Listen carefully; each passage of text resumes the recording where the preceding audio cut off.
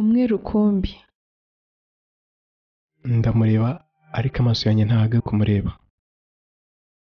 Impumuro ye irankurura nkumva nshatse kumwimariramo wese. Ubwiza bwe bumbera indorerwamo ya buri gitondo. Kumwenyura kwe kumpa imbaraga n'icyizere cy'umunsi. Iya kanzu ye y'umutuku ndende nkunda kuyikoraho kenshi iyo turi mu kayaga. Namubonye nk'impano ntagomba guta nubwo naba nkomerejwe kugeza ku ndunduro. Ni umwe rukumbi.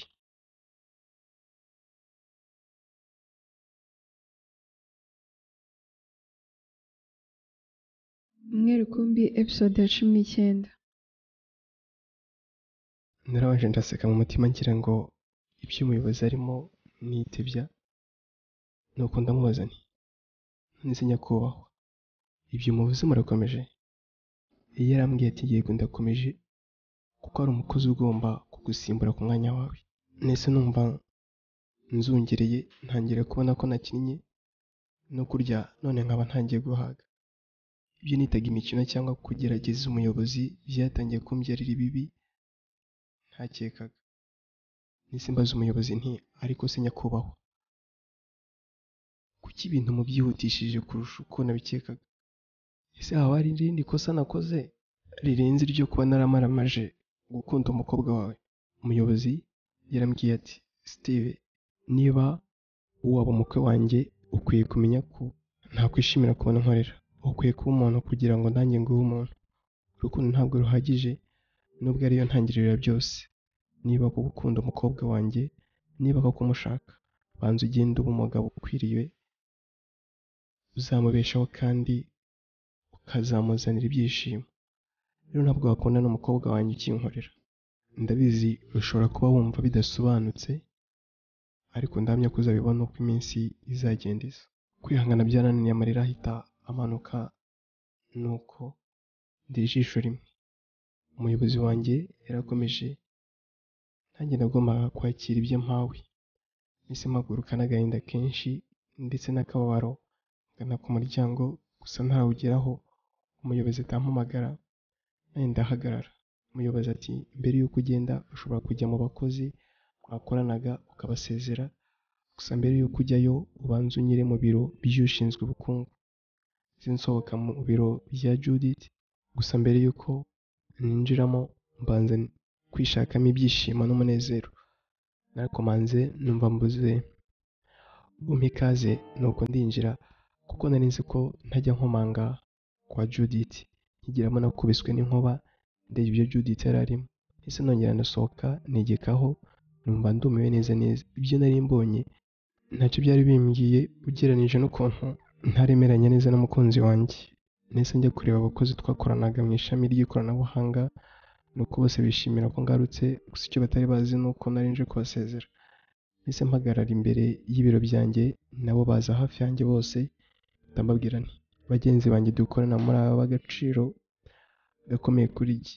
Amarangamutima y'umugabo ni gake ajyana n'ijambo ndagukunda. Gusa ukuri ni uko mbakunda kandi mbafata nk'abavandimwe banjye twirirwanaga umunsi ku wundi. Ntarasoza kuvuga Jolly yahise anca mu ijambo, arambwira ati Ko numva nteye ubwoba muyobozi, kuki utangira kutubwira uvuga gutya? ntise mvuga nti Jolly, namwe mwese nabungukiyeho umurava ndetse no kwigirira icyizere, kandi nashimye ubufatanye mugira, ariyo mpamvu mbasaba kuzakomeza kuba mutyo. Naba mpari cyangwa ntahari muzagumane izo ndangagaciro. Njyewe bibaye ngombwa ko mpindura imirimo, sinyikomeje kuba umuyobozi wanyu ndetse no kuba umukozi w'iyi kampani. Mwese mushobora kumva bibatunguye cyane kubera ko nari maze iminsi ntari mu kazi. Abenshi muzi ko ndi muri konje nk'uko indabo mwanyakirije zabigaragaje. Uzaza ansanga nzamuha ibisobanuro ndetse n'ibyo ngiye kuwugiramo, ariko mwarakomeze kumbera indahemuka kandi twakoranye neza. Mbifurije guhirwa no kugera ku iterambere mwifuza mu buzima bwanyu. Ngaho musubire mu kazi kandi murakoze cyane. Nasoje kuvuga benshi barize, ariko Jolly we yari yahogoye. Nitegereje inyuma mbona Judith ahahagaze, gusa afite isoni n'ibimwaro by'ibyo nari namusanzemo. Nyumva akadomo rwa. yahise asohoka nanjye nsohoka njya kumureba. Abakozi bose bari bagihagaze aho kandi bigaragara ko batari kwiyumvisha uburyo masezeye, gusa nta kundi byari kugenda. Nageze imbere mbona sinaba ntandukanye nabo neza, nuko nsubira inyuma ngenda mbahobera umwe umwe. Nageze kuri Jolly mpita mubwira nti wirira wakana we, gusa ako kanya nari ndi gutebya. Nakomeje mubwira nti ngiye kujya mu biro by'ushinzwe ubukungu uze kundeba umperekeze. Nahise njya kureba Judith, gusa namureba nkumva nsekeye mu mutima. Nirinze kumwereka ko nitaye ku byo nasanze arimo, mpita mubwira nti umuyobozi mukuru yarambwiye ngo nyire muri biro byanyu, hari icyo mufitiye? Isa nk'urupapuro rusinye rwabugenewe runyemerera kuzabikuza amafaranga kuri konti ya kampani muri banki. Narebyeho nsanga hariho miliyoni 6, nuko Judith ahita ambwira ati nk'uko amategeko ya kampani abiteganya, umukozi wese ukwiye ku kazi bitari ubushake bwe ahabwa amafaranga ahwanye n'umushahara w'umwaka wose. nahise mpaguruka, gusa ntatera intambwe imwe, numva Judith amfashe ukuboko ari nakambwira ati gute wagenda Steve? Ahubwo se ko njyewe nabaye umusazi kuko nisanze nkora ibyo bambwiye gukora. ukuri ni kuriya nyine, nuko ntakiri umukozi w'iyi kampani kandi ibyo nabikubwiye. Judith yahise atangira guhinduka mu maso, yuzura ubwoba buvanze n'agahinda, nuko arambwira ati ese koko ni njye mpamvu ya byose Steve? Ese ukoze ibi kugira ngo uyu urwo nkunda? Ndakwinginze mbabarira, kandi haracyari amahirwe y'uko wakisubiraho ku mwanzuro wafashe. Kuki wahitamo kunsiga Steve? nahise nibuka ibyo namusanzemo, nuko ndamubwira nti ese koko Judy uri umukobwa wo gukundwa? Ibyo mbonye mu kanya gashize binyeretse ko Imana yayoboye umutima wanjye njya gukunda Yvonne. Judith yahise avuga asakuza ati oya Steve, byose nabitewe no kwihorera ku gahinda umaze iminsi untera. Ubu ngubu nihimuraga kuko inyirengagiza kwawe udahwema kunyereka. Nashaka kumva uko kwitabwaho bimera. nahise nseka, nuko ndamubwira nti amahirwe masa rero, gusa umpa amahoro njye n'umukunzi wanjye ndakwinginze.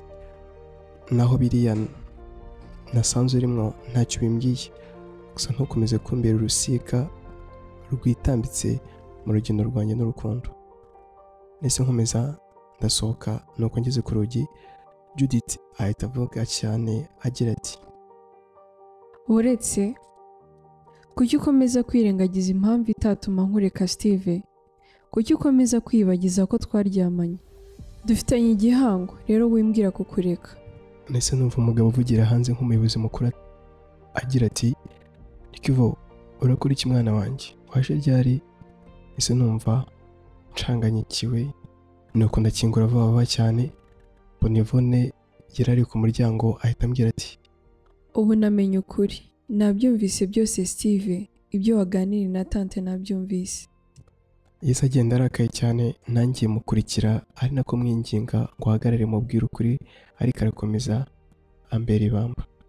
Nakomeje gutitiriza ariko akomeza kwanga kunyumva, nuko Jolly abaje yiruka arankurura ahita ambwira ati nshuti, mubyara wanjye muyigihe, ubu nta kintu wamusobanurira ngo acyumve, kandi nizera ko urwagukunda ari urwanyarwo. noneho iki kibazo gisanze Steven atameranye neza n'umukunzi we arakivamo ate? ese agiye kubaho ubuhe buzima? Nyumva akadomo rwa ntukicwe n'irungu,